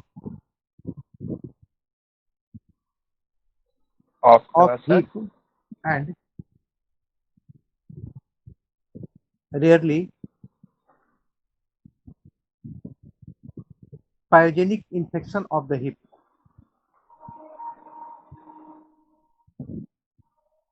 Pyogenic Rarely.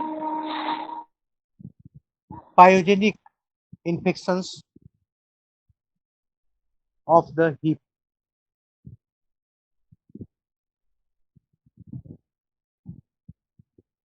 Prakash change हो जाएगा. In this procedure,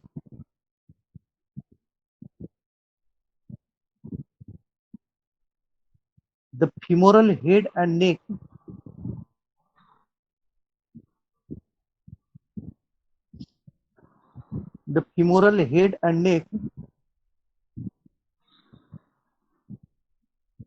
are resected down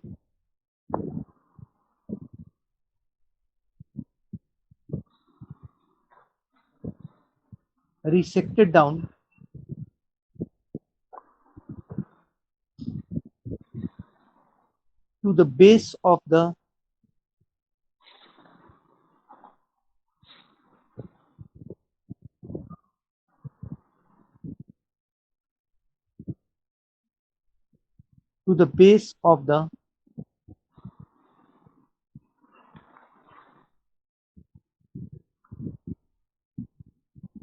trochanter.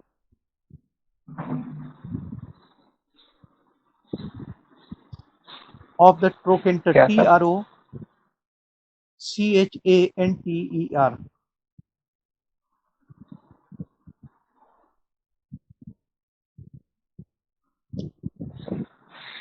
The superior margin of the acetabulum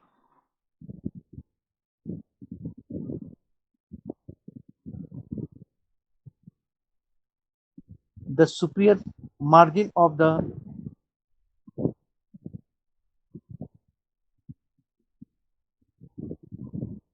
acetabulum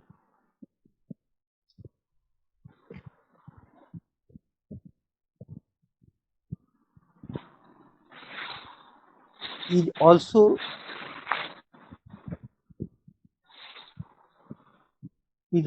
resected to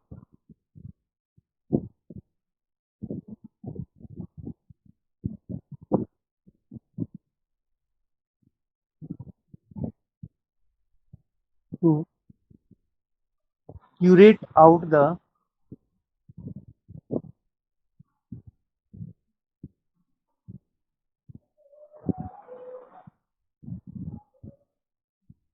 disease portions.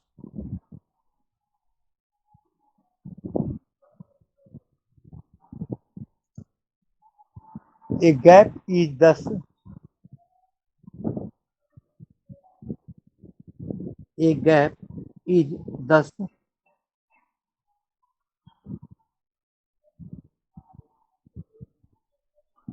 created between the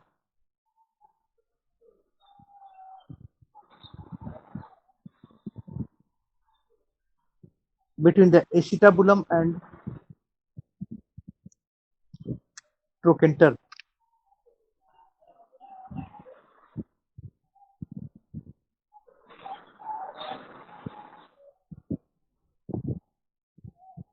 Acetabulum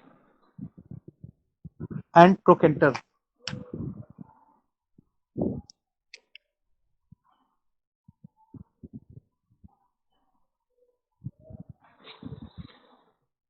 अब आ जाना hip replacement पे, knee replacement पे।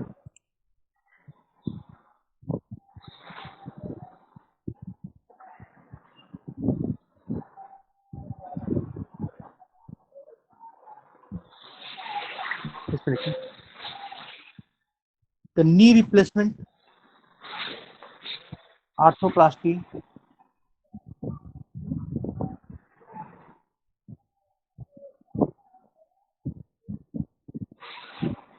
replacement arthroplasty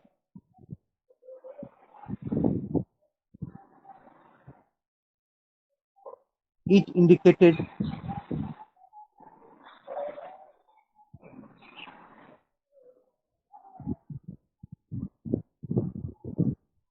when there is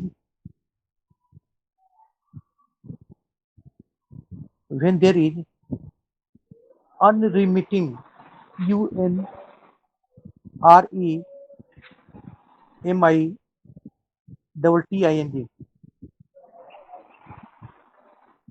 unremitting severe pain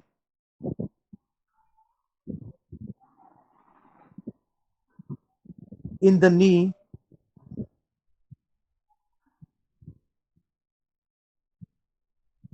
with or without deformity.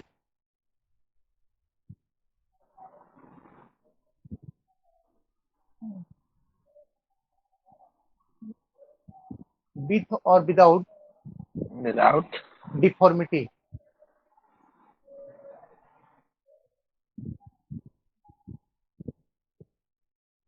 Comma देखे rheumatoid arthritis rheumatoid arthritis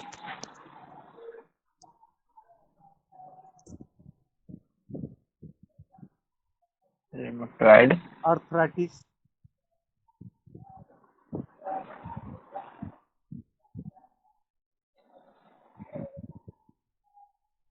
and various other non-specific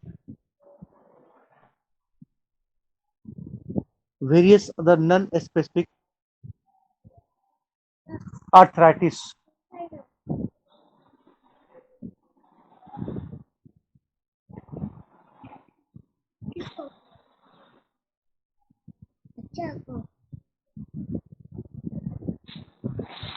अब लिखिए type of knee replacement.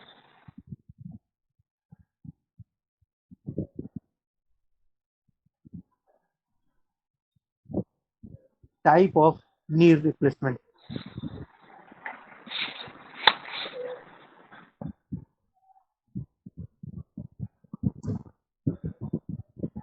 The knee replacement can be of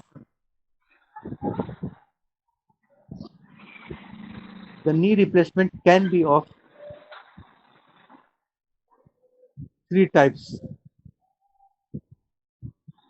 Can be. Of three types.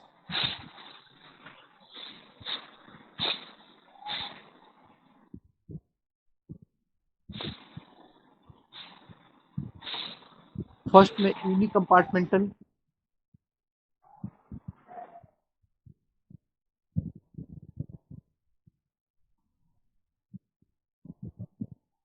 Second में bicompartmental, third में try compartmental.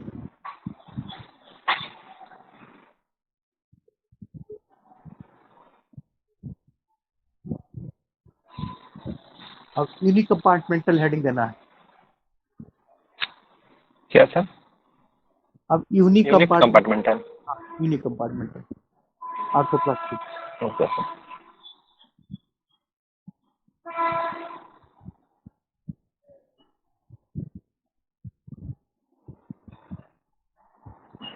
इसमें the articular surface of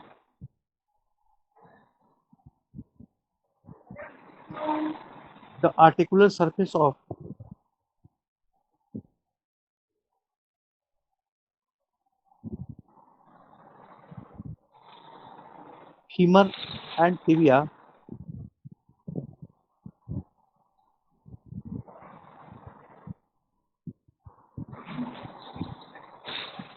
either the medial or the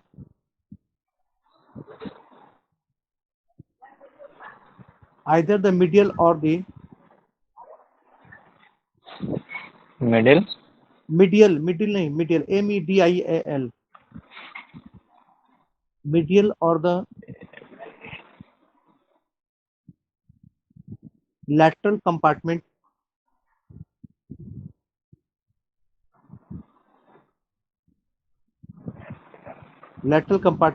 of the knee joint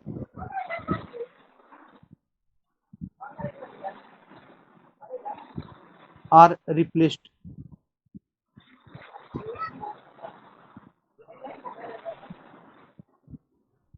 by an implant.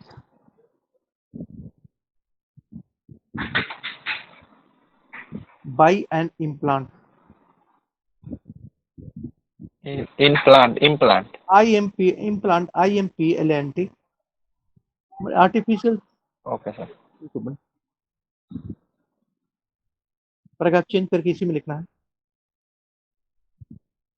The other compartment of the knee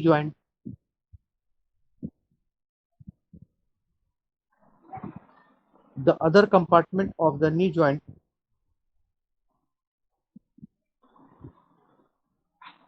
is left intact. Knee joint is left intact.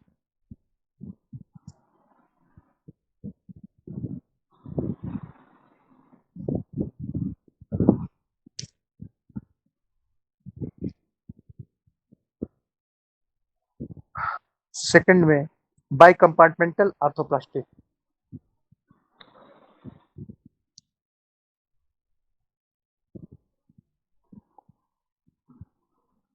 By compartmental arthroplasty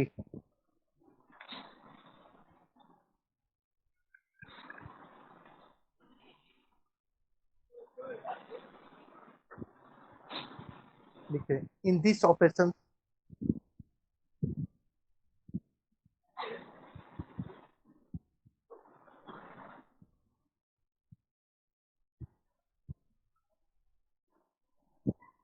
the articular surface of tibia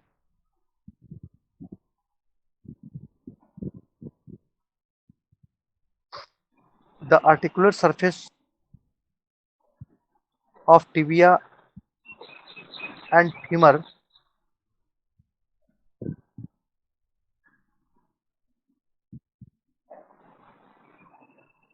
of both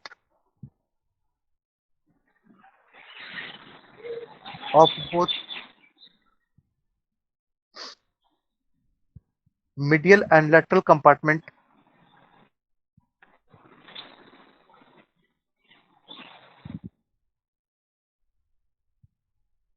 median and lateral compartment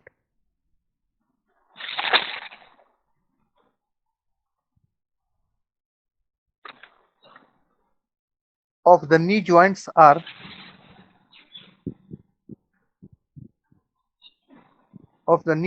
are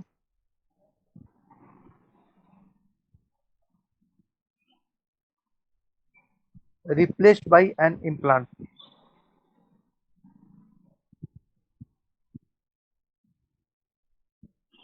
Replaced by an implant.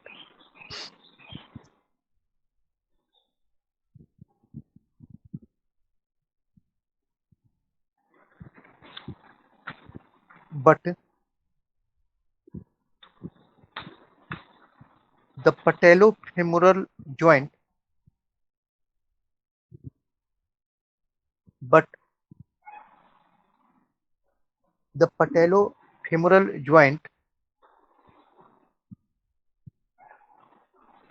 is left intact.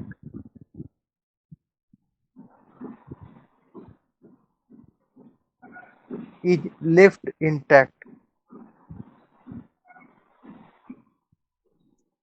in term left intact. Intact मैंने सही छोड़ देंगे, INTACT.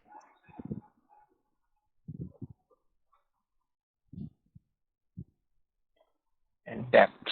तीसरा में try compartmental arthroplasty. Try compartmental arthroplasty.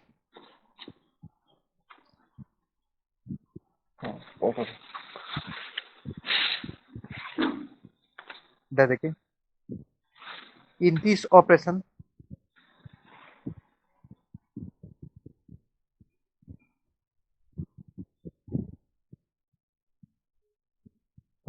the articular surface of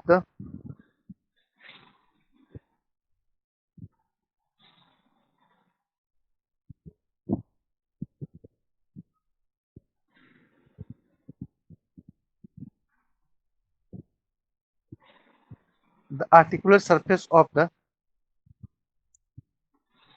lower femur Femur.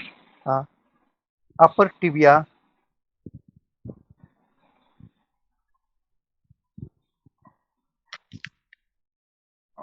and the patella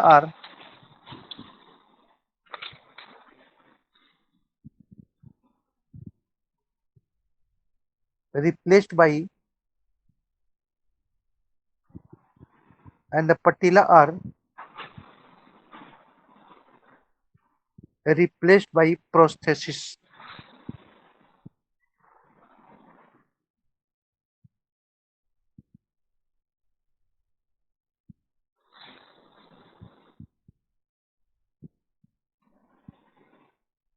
full stop देखें. A metal femoral compartment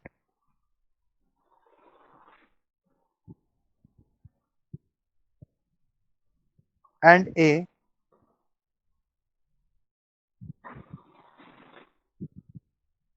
high molecular weight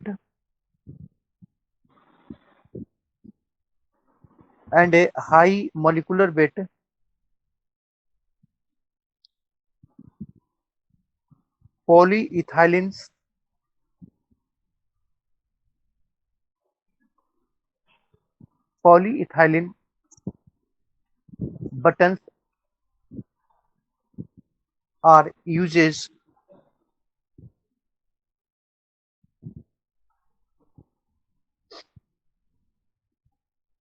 for the articular surface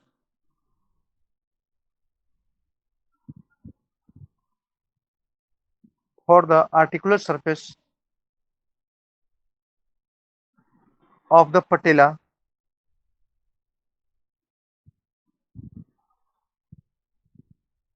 of the patella as a prosthesis.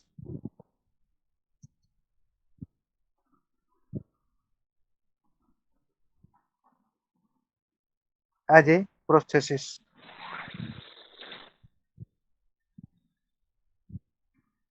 बस इतना ही, फिर जब next class होगी तो लेंगे। Okay, thank you. Okay sir, okay sir, thank you sir.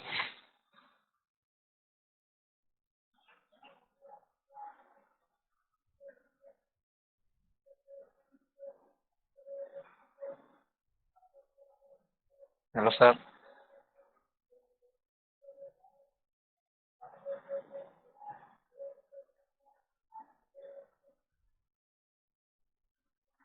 Sir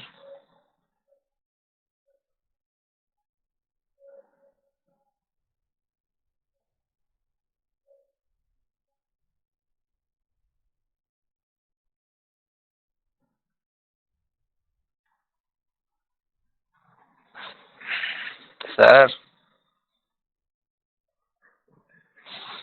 हो गई क्लास ओवर, हो गई विशाल? ये सर थोड़ा अटेंडेंस के लिए सिर्फ आज हम अकेले ही थे।